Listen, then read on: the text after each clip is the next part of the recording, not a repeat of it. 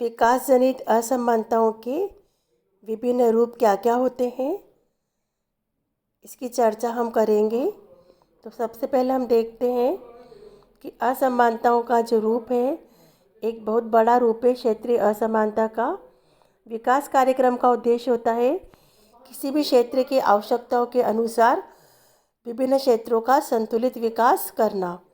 पर हम देखते क्या है कि स्वतंत्रता के बाद भी विभिन्न क्षेत्रों के बीच आर्थिक असंतुलन कम होने की जगह पहले से अधिक होता जा रहा है और क्षेत्रवाद में वृद्धि होने से कोई भी राज्य अपने संसाधनों का लाभ दूसरे क्षेत्र को नहीं देना चाहता।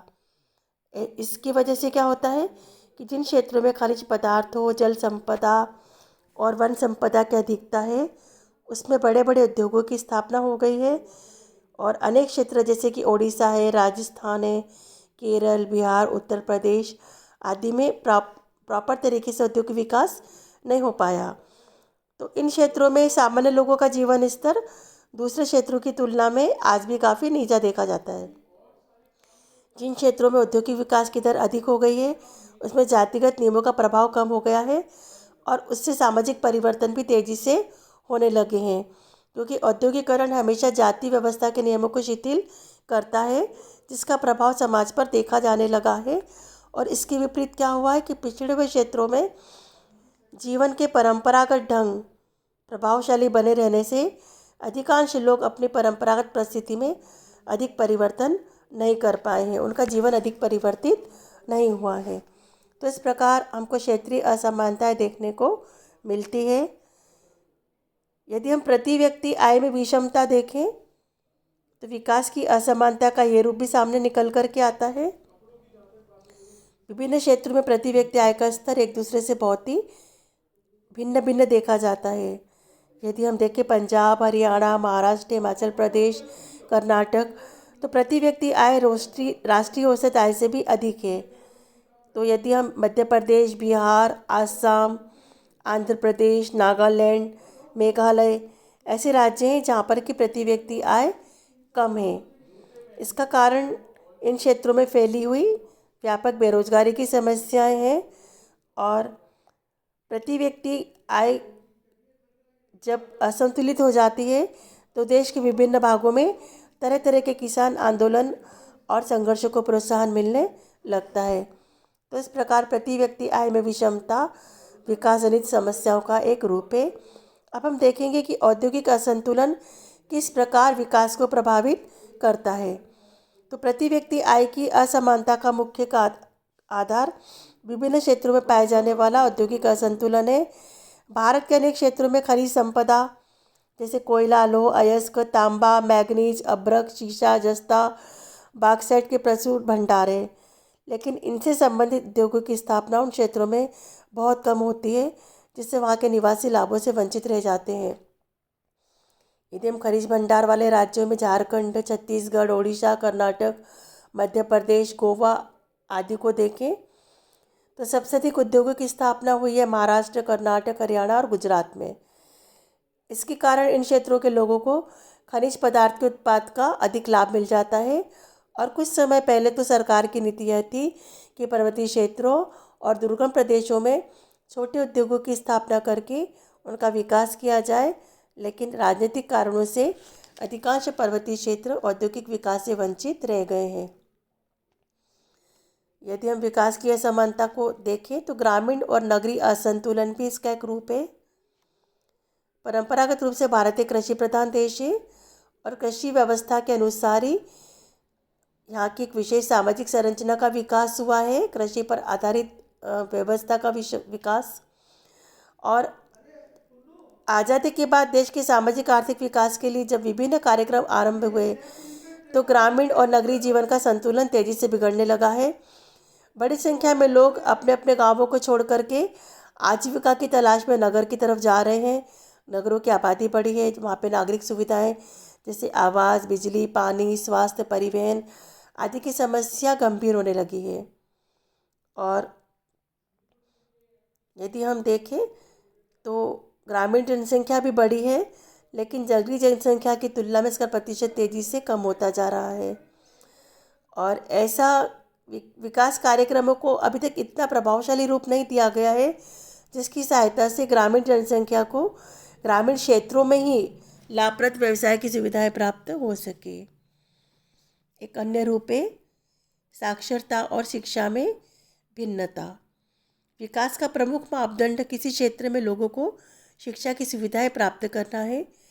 शिक्षा का साक्षरता से घनिष्ठ संबंध है क्योंकि साक्षरता के बाद ही व्यक्ति के शिक्षित होने की संभावना की जा सकती है। भारत के विभिन्न क्षेत्रों में साक्षरता का प्रतिशत बहुत ही भिन्न है। केरल, मिजोरम, लक्षद्वीप ऐसे क्षेत्र हैं जहाँ पर 90% से भी अधिक साक्षर है, जबकि उत्तर प्रदेश, अरुणाचल प्रदेश, झारखंड, बिहार साक्षरता की दृष्टि से पिछड़े हुए माने जाते हैं।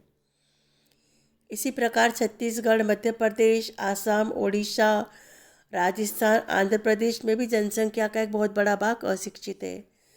जबकि भारत के संविधान में व्यवस्था की गई है कि राज्य का दायित्व देश के प्रत्येक नागरिक को निःशुल्क और अनिवार्य शिक्षा देना है, और आज भी देश की लगभग 35% आबादी पूरी तरह से निरक्षर है। तो इस प्रकार से हम देखते हैं कि शैक्षणिक भिन्नता के कारण भी विभिन्न क्षेत्रों का विकास समान रूप से नहीं हो पाया है। यदि हम राजनीतिक सत्ता में असमान भागीदारी की बात करें तो देखते हैं कि केंद्र सरकार में कुछ क्षेत्रों का प्रतिनिधित्व बहुत ही अधिक है, जबकि सत्ता में अनेक क्षेत्रों की भागीदारी बहुत ही कम है। केंद्र सरकार में जिन क्षेत्रों के मंत्रियों की संख्या अधिक होती है तो उन क्षेत्रों के विकास के लिए बड़ी बड़ी राशियाँ और अनुदान प्राप्त होते हैं, और विकास से जुड़े भारी उद्योगों की स्थापना भी उन्हीं के क्षेत्रों में की जाती है जिन क्षेत्र के सांसद शासकीय राजनीतिक दल से जुड़े हुए होते हैं। और जो विरोधी पक्ष के सांसद हैं उनके क्षेत्रों पर तुलनात्मक रूप से कम ध्यान दिया जाता है, और यह दशा भी विभिन्न क्षेत्रों के बीच असमानता पैदा करती है।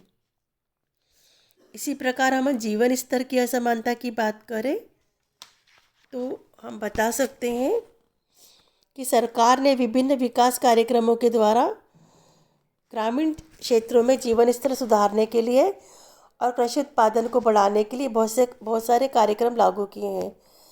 यदि हम तुलनात्मक अध्ययन करें तो ग्रामीण विकास का सबसे अधिक लाभ पंजाब, हरियाणा, गुजरात, महाराष्ट्र, कर्नाटक और तमिलनाडु को प्राप्त हुआ है। इसके फलस्वरूप क्या हुआ कि इन राज्यों के गांवों में जो जीवन स्तर है लोगों का ऊंचा हो गया है, और दूसरी तरफ अधिकांश राज्यों को अपनी ग्रामीण जनसंख्या के अनुपात में विकास की सुविधाएं उपलब्ध नहीं हो पाई। लेकिन विकास जैसे कि मध्य प्रदेश, छत्तीसगढ़, राजस्थान तथा पूर्वोत्तर क्षेत्र जहाँ पे बहुत अधिक संख्या में जनजाति संख्या पाई जाती है, वह भाग आज भी विकास की अधिकांश सुविधाओं से वंचित है। और इसका कारण क्या हुआ है? इसके कारण से जनजातीय क्षेत्रों में जीवन स्तर काफ़ी नीचा बना हुआ है। इसी प्रकार यदि हम विकास की वर्ग असमानता की बात करें तो अधिकांश समाजशास्त्री ये मानते हैं कि भारत में विकास से उत्पन्न होने वाली असमानताओं में वर्ग असमानता भी एक बहुत ही गंभीर समस्या लेती जा रही है। और डीपी मुखर्जी, देसाई, रामकृष्ण मुखर्जी, इन्होंने ये सब विचारक है जिन्होंने स्पष्ट किया है कि भारत में भी जो विकास का मॉडल है वह पूंजीवादी मॉडल रहा है, व्यवहारिक रूप से पूंजीवादी रहा है, और विकास के फलस्वरूप समाज का धनी वर्ग पहले से भी धनिक हो गया है। निर्धन लोगों की संख्या स्वतंत्रता के समय से काफ़ी अधिक है। इसीलिए हमारे देश में गरीब लोगों की सीमा रेखा, गरीबी स्तर लोगों का बहुत अधिक देखा जाता है। इसी प्रकार आजीविका के साधनों में भी असंतुलन है, और जनसंख्या में वृद्धि होने के साथ ही गांवों में कृषि भूमि का विभाजन भी बढ़ा है। प्रति व्यक्ति कृषि उत्पादन में कमी हुई है, जिसके फलस्वरूप ग्रामीणों को नगरीय क्षेत्रों के प्रवास करना आवश्यक हो गया है। नगरों में अप्रवासी लोगों को आजीविका और जीवन निर्वाह के अवसर नहीं मिल पाते ठीक ढंग से। इस वजह से आर्थिक विषमता में वृद्धि होती है, और अनेक विकास कार्यक्रम के बाद भी देश में भूमि का एक बड़ा हिस्सा अनुपजाऊ, बंजर, पठारी और रेगिस्तानी है। तो इन क्षेत्रों में अधिकांश किसान मोटे अनाजों के उत्पादन द्वारा बहुत सीमित आय प्राप्त कर पाते हैं। और यदि हम देखें तो गंगा जमुना के मैदान की उपजाऊ वाली जो भूमि होती है, वहाँ के क्षेत्र अधिक संपन्न है और इन क्षेत्रों के निवासियों को सरलता से आजीविका के साधन प्राप्त हो जाते हैं। इस प्रकार से हम देख सकते हैं कि विकास जनित समस्याओं में सामाजिक आर्थिक पिछड़ेपन के अंदर भी वृद्धि देखी जाती है। और यदि हम देखें तो विकास कार्यक्रमों में सभी क्षेत्रों को संतुलित सुविधाओं देने का वादा किया जाता है, पर शिक्षा, स्वास्थ्य, पेयजल और आवास, ये सारी समस्याएं जो होती हैं कई क्षेत्रों में बहुत अधिक देखने को मिलती है और कई क्षेत्रों में इसके ऊपर काफ़ी ध्यान दिया जाता है, कार्य किया जाता है। तो जो क्षेत्र आर्थिक रूप से संपन्न हुए हैं उनका सामाजिक पिछड़ापन कम होते जा रहा है और आर्थिक रूप से निर्धन क्षेत्र आज भी तरह तरह के अंधविश्वास और कुरीतियों को घेरे हुए हैं। तो सारी दशाएं भारतीय समाज में व्याप्त असमानता को स्पष्ट करती है। और यदि हम वास्तव में देखें तो विकास का प्रत्यक्ष संबंध विकास कार्यक्रम की व्यवहारिकता और उन्हें ईमानदारी से लागू करने से है। और इन दशाओं के अभाव के कारण ही यदि हम देखें तो हमारे समाज में विभिन्न प्रकार की असमानताएं बढ़ती ही जा रही है। तो यहाँ पर हमने अध्ययन किया विकास जनित असमानताओं के विभिन्न रूपों के बारे में।